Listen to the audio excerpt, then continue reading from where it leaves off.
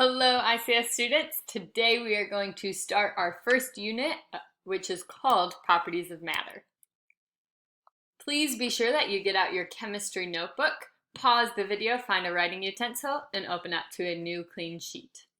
If you do not have a chemistry notebook and if you cannot get access to one, please email your teacher right now so that we can help you get one. If you don't have a notebook today, you can take notes on a separate sheet of paper. Note-taking will be an important part, so it is an important part of this class, so that you will have access to what you're learning without having to rewatch the videos. Plus, while we're virtual, you will be able to use your notes on quizzes and tests. Please start by pausing the video and labeling the first page of your notes Unit 1, Properties of Matter. You may also include the date on this slide, or on your sheet of paper. And today we will be differentiating between pure substances and mixtures based on their physical and chemical properties. So we need to start by asking ourselves, what is matter? Take a second, think about that. What is matter? Matter is anything that has mass and takes up space. Examples of this are you are composed of matter. The air around us is matter because it takes up space, it has mass. Protons, metals, etc. Those are all examples of matter. This is one of my favorite memes. It says, "You're living, you occupy space, you have a mass, thus you matter." Matter can be found in 3 states: solids, liquids, and gases.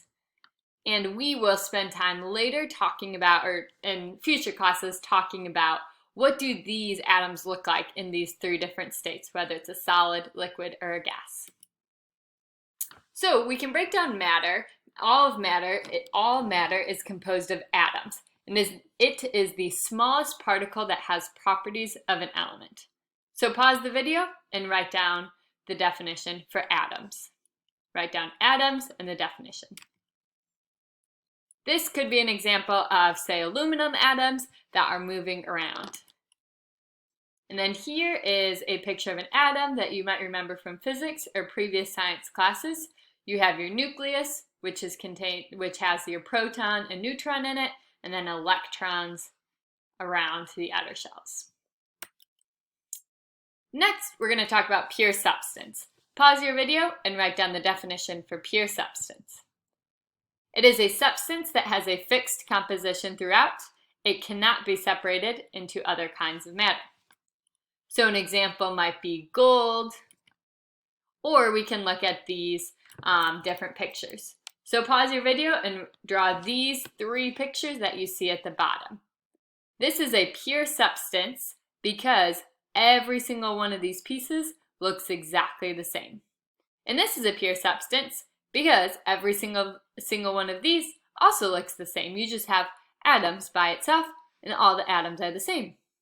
And then here, we also see a pure substance because even though there's 2 circles together, every single piece in this circle looks the same. Thus, these 3 are pure substances. Be sure you have drawn these pictures. Next, we're going to talk about element.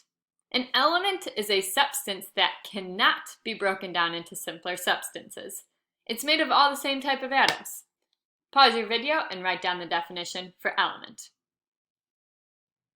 Now you can draw this picture that you see in this box. Notice that each of these atoms looks exactly the same. As we know, this is called the periodic table of elements. We will be using this a lot in class. Each of these letters represent a different element. So if I had the element hydrogen, it would be all made out of, if I had a sample of hydrogen, it would all be hydrogen, and we can't break down hydrogen into something simpler. Same with helium or lithium. We can't break it down any further. Next, we can look at compound. Pause your video and write down the definition for compound. It is a substance that can be broken down into simpler substances. For example, if we had sand here, we can actually break down sand into different elements. Depending on what type of sand it is, It might be silicon dioxide, so we can break it down into silicon and oxygen. So we're breaking down our compound into smaller elements.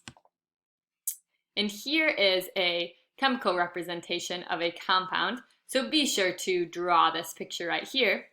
You could just draw one red circle or just one circle and like two squares to represent that our atoms look different. So we have different elements. And we'll talk more about this in class the next time you have chemistry, and it will make more sense. And then another example of a compound is salt. And think about if you know what our table salt is made out of. What two elements? Kind of a tricky question. Our next definition is mixture. Pause the video and write down the definition for mixture. It is a material composed of two or more substances together, but they are not chemically combined. For example, this is a mixture of different nuts and like different wontons. So I could break apart these different pieces because they're not combined chemically. Or we could have jelly beans.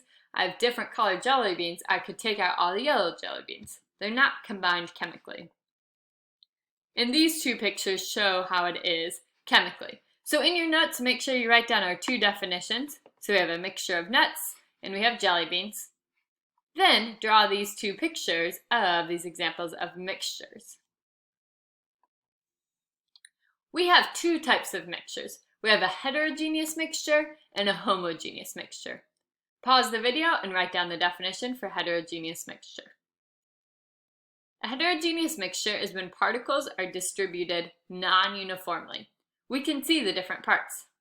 For example, this nut mixture, we could see we have peanuts and we have wontons and we have other types of nuts as well. I'm not sure what those other ones are. Then another example of a heterogeneous mixture would be a salad. We can see that there's lettuce, there's carrots, there's tomatoes, all different parts that we could pick apart.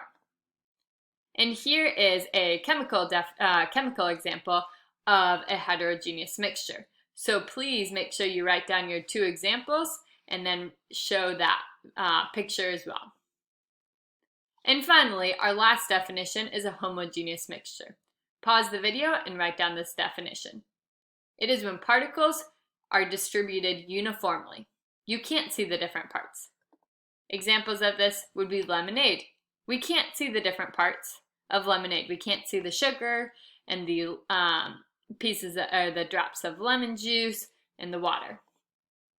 Another example would be coffee.